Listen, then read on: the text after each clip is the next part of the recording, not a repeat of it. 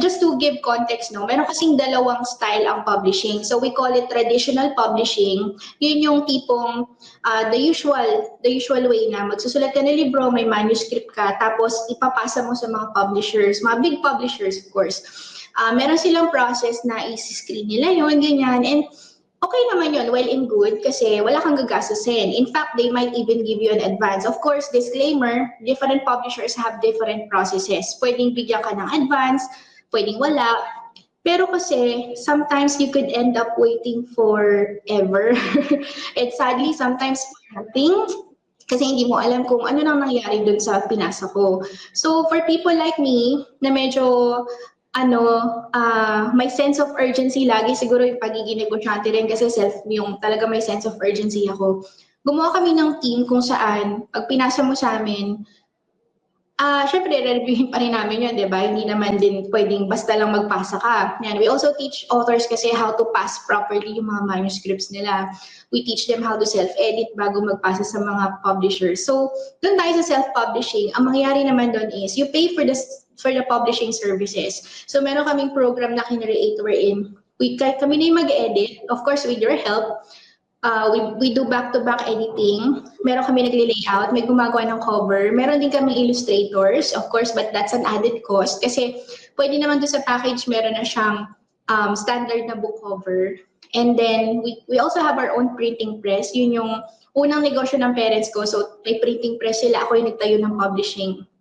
And then, we publish your book. We work with the National Library of the Philippines and the National Book Development Board to get your ISBN, which stands for International Standard Book Number.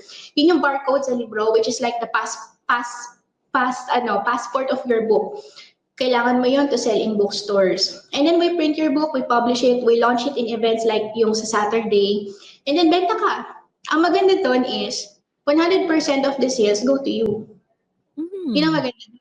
Of course, except when you sell in bookstores kasi may kanya-kanyang komisyon ang mga bookstores. I cannot say kung magkano because I'm under NDA, but ang maganda kasi sa self-publishing is, sige, gagastos ka nga, pero babalik din sa'yo yung ginastos mo. Compared to sa traditional publishing kasi, iba-iba yan.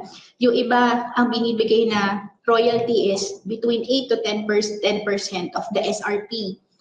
And then yung iba naman, meron daw 15, may 20 daw. So, depende talaga sa publisher. Pero kasi dati, na-offeran ako na ipapublish yung libro ko, tapos ang ibibigay lang sa akin 8% kasi baguhan daw ako, wala pa akong name, ganyan. So, kinumpute ko. For example, if they sell my book at 200 pesos, kunyari, or 300 na lang, ang ibibigay sa akin, let's say, maximum of 10%. So, what is 10% of 300? 30 pesos, tama ba? So, 30 pesos times, let's say you sold 100 copies, that's 3,000. Tama ba yung math? So, I earned 3,000 in 1 year. So, parang medyo nalilitan ako. So, that's why ginawa namin, nag-offer kami ng self-publishing services para makontrol din ng author yung creative.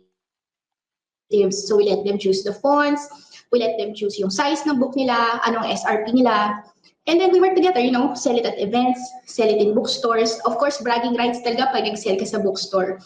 So yun yung services na pinoprovide namin. We also teach the authors how to manage themselves as a business. Syempre yung branding mo. Yun, we teach them how to sell the book. Yun lang, I think, yung edge yun. And very, very supportive ang mga government agencies like National Book Development Board, National Library of the Philippines, for you to come up with your own book. Self-publishing talaga is one of the hottest trends ngayon in publishing. In terms of content, kasi like for example, si Monina, medyo, would it fall under fiction or non-fiction? Because it's a children's book. It's about grieving, helping people grieve. Where does it fall in terms of classification? Children's literature, it would still fall under fiction kasi because it's a made-up story. Because if you read Monina's book, there are characters there. So it's a made-up story, but it's based on real life.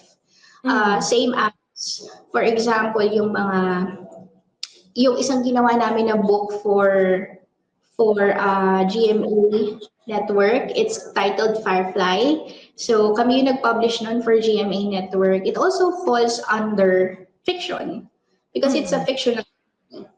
Yan. Pero ang maganda kasi dito sa mga children's book, there's always a lesson based on real life. So it's still Yeah. fiction. Just as for example, sa novels, may mga lessons ka rin naman na matututunan doon. But the genre is fiction. Mm-mm.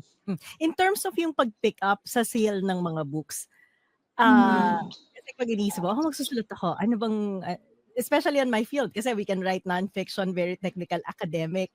And then bigla nga ako napaisip, kasi for example, sa academe, when we publish journal articles, wala kaming bayad dun eh. We don't really earn publishing journals, and it takes us years to write a single journal article. The whole peer review process takes years. So bigla ako napaisip, kung mag-publish na lang din nga ako ng ganitong book, no? Mas mabilis, at least balance aside from producing academic work.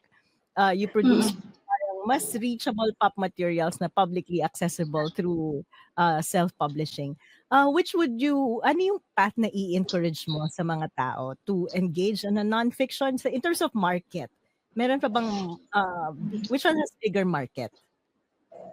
Kasi children's book has a big market talaga, especially if you can sell sa government procurement. Kasi for example, si National Library, they buy copies of our books. So we give them the catalog and then mamimili sila, ito yung bibiling ko sa inyo. So earlier this year, meron silang biniling 8 titles. Tapos 7 titles.